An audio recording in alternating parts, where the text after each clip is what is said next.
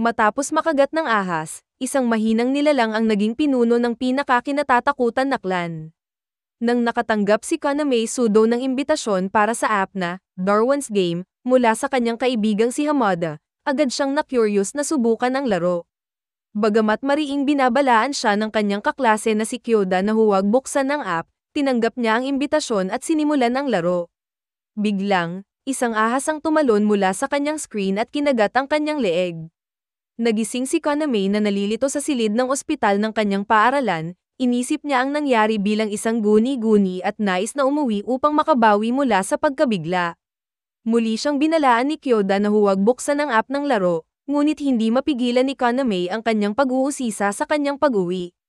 Muli niyang binuksan ang laro at tinanggap ang isang combat challenge mula kay Banda Kun, isang agresibong lalaki na nakasuot ng panda costume na biglang sumulpot sa tabi niya sa subway. Inatake ni Banda Kun ang naguguluhan na si Kaname, ngunit nagawa niyang iwasan ito at tumakas sa lungsod. Walang humpay na hinahabol ng panda si Kaname at kahit isang pulis ay hindi makapigil sa marahas na panda. Nakita na niya ang kanyang lapida na may nakaukit na kanyang pangalan nang lumitaw si Kyoda at iniligtas si Kaname. Gayunpaman, dahil dito, nasugatan siya ng husto ni Banda Kun. Sa kabila ng pinsala at ama ni Kyoda, nagtagumpay sila ni Kaname na makatakas at magtago sa isang paradahan ng kotse. Napagtanto na ngayon ni Kaname na hindi ito ordinaryong laro lamang. Ito ay isang totoong buhay na laro, na walang paraan upang makatakas at ang taya ay kanilang buhay. Ipinaliwanag sa kanya ni Kyoda kung bakit napakalakas ng kalaban ni Banda Kun. Maaari niyang gawin ang kanyang sarili na invisible sa pamamagitan ng kanyang sigil, isang kakayahan na ibinibigay sa bawat manlalaro sa pamamagitan ng kagat ng ahas at pagkatapos ay magagawang magsanay sa pinakanatural na paraan. Kalaunan, napagtanto ni Kaname at Kyoda na walang punto sa pagtatago mula kay Banda Kun, dahil masusubaybayan ng kanilang kalaban ang lokasyon ni Kaname sa pamamagitan ng app. Napagpasyahan nila na dapat iwanan ni Kaname ang sugatang Kyoda, upang maakit ang panda palayo sa kanya. Nilabanan niya ang mga pag-atake ni Banda Kun, ngunit kalaunan ay hindi siya nagkakaroon ng pagkakataon laban rito. Gayunpaman, biglang natapos ang laban, nang ang invisible na kalaban ni Kaname ay biglang nabangga ng kotse.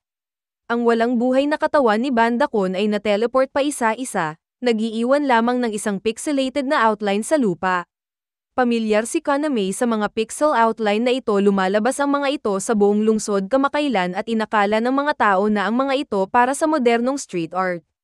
Ngunit ngayon napagtanto ni Kaname ang katotohanan, ito ang mga labi ng mga natalo sa Darwin's Game. Pagkatapos ng kanyang laban, si Kaname ay nagmamadaling bumalik sa kanyang kaibigang si Kyoda, ngunit ang nahanap lang niya ay isa pang pixel outline. Nalaman ng mataas na manlalaro na si Shuka Carino ang tagumpay ni Kaname laban kay Banda Kun at namangha siya sa panalo ng rookie laban sa kanyang malakas na kalaban. Gusto niyang makilala si Kaname at anyayahan siya sa isang abandonadong bodega.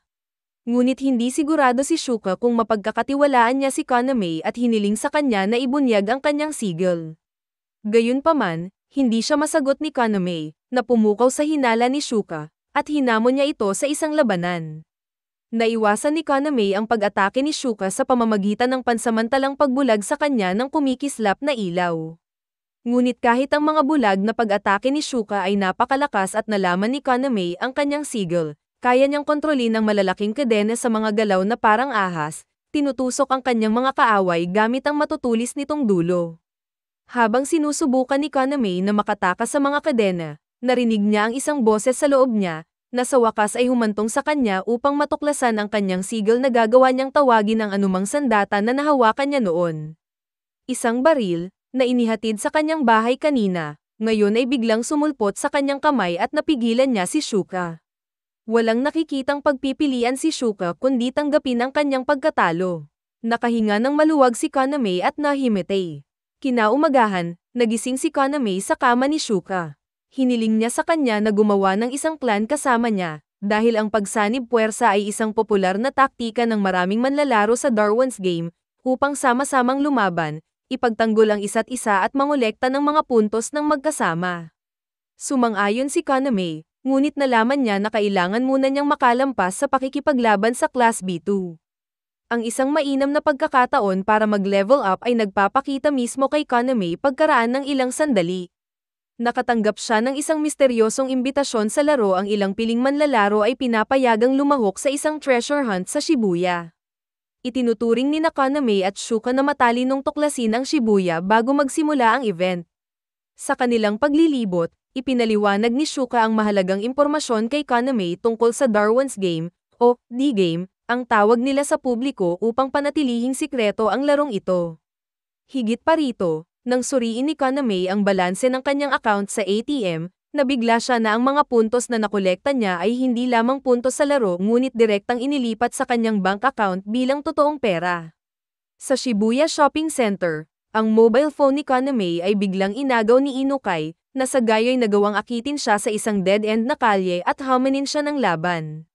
Nasusubaybayan ni Inukai si Kaname sa pamamagitan ng impormasyong binili niya mula sa player na si Rain Kashiwagi, na kilala bilang The Analyst. Nabubuhay sa laro si Rain sa pamamagitan ng pagkolekta at pagbebenta ng mga interesanteng data at impormasyon. Dahil kumalat na ang balita na tinalo ng bagong dating na si Kaname ang bagong mamamatay tao na si Bandakon at ang Invincible Queen na si Shuka, nagharap siya ng isang kawili-wiling target para kay Inukai. Ngunit ang pag-atake ni Inukai kay Kaname ay lumabas na isang maikling labanan lamang bago si Shuka ay sumugod sa kanyang tulong, na napilitang nagpasuko kay Inukai. Biglang nagsimula ang treasure hunt, at inilipat ang mga manlalaro sa magkakahiwalay na lokasyon. Natagpuan ni Kaname ang kanyang sarili sa isang silid ng hotel at nakatanggap ng impormasyon tungkol sa treasure hunt. Ang layunin ng 300 kalahok ay makahanap ng hindi bababa sa 3 gintong singsing sa loob ng 24 na oras. Gayunpaman, mayroong isang catch, mayroon lamang 300 singsing sa kabuuan. Gamit ang dimensional na camera sa kanyang telepono, agad na nakita ni Kaname ang kanyang unang singsing sa ilalim ng kanyang kama. Ngunit hindi niya ito kayang itago ng matagal, dahil inatake siya sa labas ng kanyang silid ng isang manlalaro na may machine gun. Ibinigay niya ang kanyang singsing sa kalaban, na nagligtas sa buhay ni Kaname at umalis siya gamit ang elevator. Sabik na umalis si Kaname sa hotel at hanapin si Shuka, ngunit ito ay nagpapatunay na imposible dahil ang lahat ng hagdan ay natatakpan. Nakikita ni Kaname ang elevator bilang ang tanging paraan niya sa paglabas ng gusali, ngunit si Rain, ang analyst, ay lumitaw sa huling sandali at pinipigilan siyang pumasok dito. Habang bumukas ang pinto ng elevator, nakita ni Kaname ang dahilan ng babala ni Rain, ang umatake sa kanya na may machine gun ay nakahandusay sa sahig, dahil sa isang napakalaking halaman. Agad na nakilala ni Rain ang gawain ng makapangyarihang manlalaro na, ang florist, na kinulong ang buong hotel sa mga halaman. Habang naghahanap sina Kaname at Rain ng paraan palabas ng hotel, isang palaisipan ang naisip nila bakit nandoon pa rin ang katawan sa elevator at hindi naging pixel outline. Pero agad nilang nakuha ang sagot sa kanilang tanong. Isang pulutong ng mga mala-zombie na manlalaro ang umaatake sa kanila. Ang mga manlalarong ito ay tila hindi pinatay ng mga halaman, bagkus ay naleson, at ngayon ay nasa ilalim ng kontrol ng florist. Sinuri ni Rain ang mapanlinlang na sitwasyon nila ni Kaname. Sa tulong ng kanyang sigil na tinatawag na Laplace, nasesuri niya ang lahat ng impormasyon ng universo, nakikita ng malinaw sa kanyang mga mata ang nakaraan at hinaharap. Sa tingin niya, ang florist ay dapat nasa surveillance room, pinapanood sila sa pamamagitan ng mga surveillance camera habang pinapakawalan niya ang kanyang mga sundalo. Sa makatuwid, sinira ni Kaname at Rain ang mga surveillance camera at nagtago sa isang silid ng hotel upang gumawa ng plano. Upang maiwasan ang mga halaman sa loob ng gusali, bumaba si Kaname sa harapan ng tore at nakaharap ang florist sa ground floor, na handang labanan si Kaname at gawin itong malakas na nilalang ng halaman. Sinusubukan ni Kaname ang lahat sa kanyang kapangyarihan para talunin ang florist, binaril niya ito gamit ang kanyang machine gun, binato siya ng mga granada at binulag siya ng mga stun grenade. Pero parang napakalakas ng florist. Sa wakas natapos ang laban ng dalawa sa Hotel Chapel. Pagod na si Kaname, ngunit ang kanyang panloob na boses ay muling nagsalita sa kanya at bigla niyang natagpuan ang kanyang sarili sa pagawaan ng isang steelsmith. Ang pangitain na ito ay nagpapaunawa sa kanya na kailangan niya ng higit pang matalim na kapangyarihan laban sa florist, at minamanipula niya ang presyon ng kanyang baril para makapaghatid ng mas malakas na atake. Ito ay napaka-epektibo, at ang florist ay umamin ng pagkatalo. Nang makarating si Rain sa chapel, ipinaliwanag niya na ang malaking panganib ay nalalapit, ang 8th clan at ang kanilang uhaw sa dugo na pinuno na si Wang ay malapit ng sumulong sa hotel upang kunin ang 24 na singsing na matatagpuan doon. Dahil sa hulang ito, nagpasya silang bumuo ng isang pansamantalang clan kasama ang florist, na ang pangalan ay Hiragi Ichiro, upang labanan ang 8th clan. Ngayong naalis na ang mind control ng florist, bumalik din sa katinoan ang dating kalaban ni Kaname na may machine gun. Ang lalaking nagngangalang Ryuji Meisaka ay sumang-ayon na sumali rin sa clan. Ang 4 na miyembro ng clan ngayon ay nagsimulang magbarikada sa hotel, upang maging handa hanggat maaari sa pag-atake ng 8th. Samantala, pinag-isipan ni Rain ang mga halaga ng iba't ibang gemstones sa mga singsing. Napansin niya ang mga QR code sa loob ng mga singsing na kumakatawan sa karagdagang mga kombinasyon ng numero. Napagtanto niya na ito ang susi para manalo sa laro at ang nawawalang piraso ng puzzle ay ang singsing na diamante na wala pang nakakahanap. Samantala, hinahanap pa rin ni Shuka si Kaname. Sinuri niya lungsod, pinapatay ang lahat na humaharang sa kanyang daraanan. Ngunit nahuli siya sa isang ambush na hindi niya matakasan. Habang siya ay dumadaan sa isang underground station, siya ay biglang inatake ng isang batang babae na nagawang pigilan kanyang mga pag-atake gamit ang kadena gamit ang mga dingding ng yelo, at sa huli ay napuno ang bulwagan ng tubig. Ilang sandali bago malunod, si Shuka ay nagpadala ng isang tawag na humihingi ng tulong. Agad na umalis sina Kaname at Ryuji upang iligtas si Shuka. Nakilala nila si Soy sa istasyon ng subway, na nagpapanggap na isang inosente at natatakot na batang babae. Agad na bumulusok si Kaname sa tubig at sumisid para kay Shuka, na walang malay na nakahiga sa lupa. Dinala niya ito sa ibabaw at binuhay siya sa pamamagitan ng mouth-to-mouth resuscitation. Nang magkamalay na si Shuka, natuwa siya sa kanyang unang halik na ibinahagi niya kay Kaname. Samantala, si Ryuji ay abala kay Soy. Sa tulong ng kanyang sigil, nalaman niyang nagsisinungaling si Soy at gusto niyang malaman ang katotohanan tungkol sa nangyari sa istasyon. Gayunpaman, tumakas si Soy mula kay Ryuji at lumitaw ang kanyang split personality. Kapag nasa panganib, kontrolado ng espiritu ng kanyang yumaong kambal na kapatid na si Sota ang kanyang katawan, na, hindi katulad ni Soy, handang gumamit ng brutal na karahasan. Dinala nila si Ryuji sa isang convenience store at binitag siya ng yelo. Gustong patayin ni Sota si Ryuji, ngunit napigilan siya ni Soy. Nang sa wakas ay dumating na rin sina Shuka at Kaname sa convenience store, pinasalamatan ni Shuka si Soy sa naging dahilan ng kanyang unang paghalik kay Kaname at kinuha nila si Soy para sa kanilang clan. Di nagtagal, dumagsa ang 8th clan sa hotel. Tinawag pa ni Wang ang iba pang miyembro ng clan na hindi kasali sa treasure hunt. Ang clan ay nilalabanan ang mga barikada na halaman. Ang mga makapangyarihang manlalaro na sina Kat, Sora at Sig ay makakalaban ni Hiragi, ngunit kaya ng florist ang kanyang sarili. Pero biglang lumitaw si Keiichi at nakatanggap ng nakakamatay na sugat si Hiragi. Gamit ang kanyang huling lakas, pinipipilit ni Hiragi na patibukin ang kanyang puso sa pamamagitan ng kanyang halamang sigil, at ang malalakas na halaman na tumutusok sa buong gusali ay sa wakas ay naging sanhi ng pagyanig at pagbagsak nito. Samantala, nalutas na ni Rain ang bagtong tungkol sa mga numerical code sa mga singsing. Matapos makuha ang singsing na brilyante at pagbukod-buko rin ang mga bato ayon sa katigasan ng mga ito, natuklasan niya ang mga coordinate na humahantong sa istasyon ng tren ng Shibuya. Siya pumunta doon upang hanapin ang kayamanan, ngunit mabilis na napagtanto na hindi siya ang una. Mukhang nakrak din ni Wang ang code at nasa istasyon na ang 8th clan.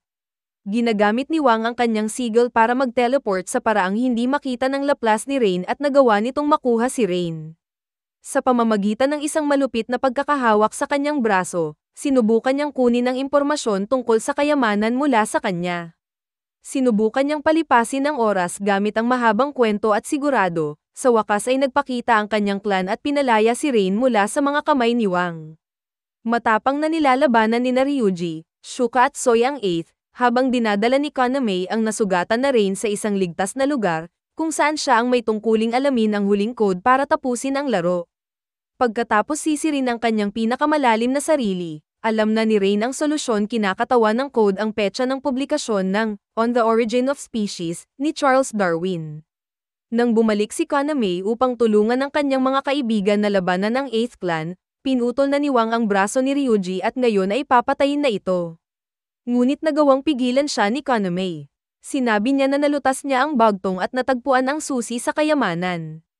Gumana ang bluff at ibinigay ni Kaname kay Wang ang kanyang mop key bilang kapalit sa buhay ni Ryuji. Ngunit na-crack ni Kaname ang totoong code at mabilis na nag-type ng kombinasyon ng mga numero sa mga locker ng istasyon. Naging sanhi ito ng katapusan ng event at ang mga manlalaro ay inilipat. Si Kaname, na ngayon ay nag-iisa sa istasyon, ay nagbukas ng kahon mula sa locker at nakakita ng isang mobile phone sa loob. Tumunog ang telepono, at binabati ng Game Master si Kaname sa kanyang tagumpay. Ipinaliwanag niya sa kanya na, bilang karagdagan sa napakaraming puntos na kanyang napanalunan, siya ay may karapatan din ngayon sa isang napaka-espesyal na premyo, na maaaring pumili si Kaname ng isang in-game na pribilehiyo. Makalipas ang ilang oras, nasa Danjo Boxing Club ang magkakaibigan. Doon, si Ryuji ay pinagaling ni Kaide at si Kaname ay sinanay ng mga coach. Ipinahayag ni Master Danjo ang kanyang nais na makipagsanib puwersa sa clan ni Kaname, na pinangalanan ng kanilang mga sarili bilang Sunset Ravens. Ngunit una, kailangan ni Danjo si Kaname upang patunayan ang kanyang sarili na karapat-dapat at talunin siya sa isang labanan. Ito ay isang mahigpit na laban sa pagitan nina Danjo at Kaname, kung saan si Inukai ang referee at sina Rain at Ryuji sa stand. Ngunit kalaunan ay itinuring ni Danjo na karapat-dapat si Kaname at tinanggap siya at ang Sunset Ravens bilang mga kasosyo sa alyansa. Biglang lumitaw ang isang misteryosong babaeng nakamaskara at kinidnap si Kaname. Ang babae pala ay si Liu Shuelen, ang number 1 na manlalaro ng D-Game, na nagmula sa mahabang henerasyon ng mga assassin. Nakilala niya ang potensyal ni Kaname at ngayon ay itinuturing siyang perpektong kapareha upang magkaroon ng mga anak at ipasa ang kanilang mga kakayahan sa susunod na henerasyon. Nagalit si Shuka sa pagkidnap kay Kaname. Hinabol niya ang kotse ni Shuelen kasama sina Rain, Ryuji at Soy, at naglunsad ng pag-atake kay Shuelen mula sa bubong ng kanyang sasakyan. Nagsimula ang isang epikong labanan sa mga bubong ng kotse, ngunit tila walang saysay ang mga pag-atake ni Shuka, hanggang sa namagitan si Kaname, hinagisan niya ito ng mga bote. Ginamit ni Shuka ang kanyang mga kadena upang idirekta ang mga ito sa mga gulong ng kotse ni Shuelen, at pinalamig ni Soy ang mga nilalaman, kaya nakaharang sa mga gulong. Inamin ni Shuelen ang pagkatalo at ipinahayag ang kanyang pagnanais na sumali sa Sunset Ravens Clan. Sa kabila ng maraming protesta mula sa mga miyembro ng clan, sumang-ayon si Kaname.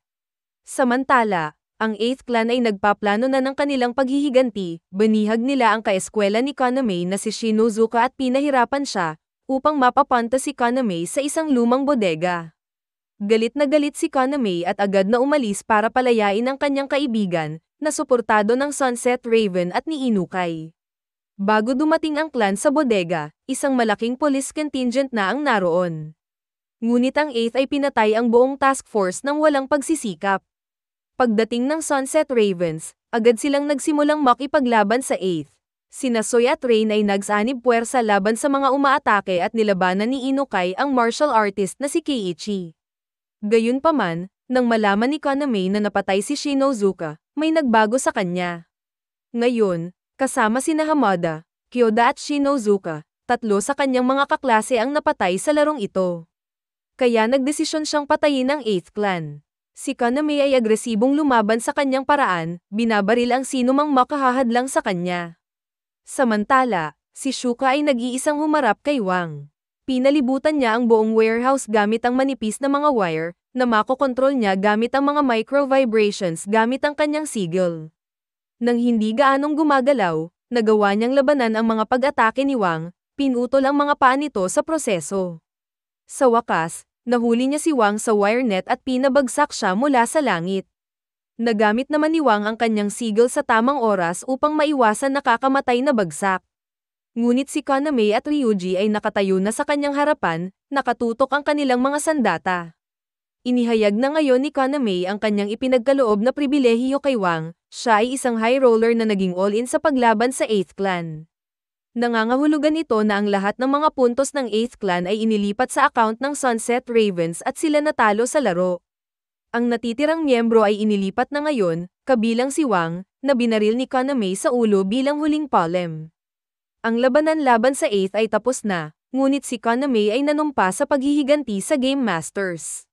Nais niyang tapusin ang larong ito para sa lahat at ang kanyang clan ay sumang-ayon na suportahan siya sa gawaing ito.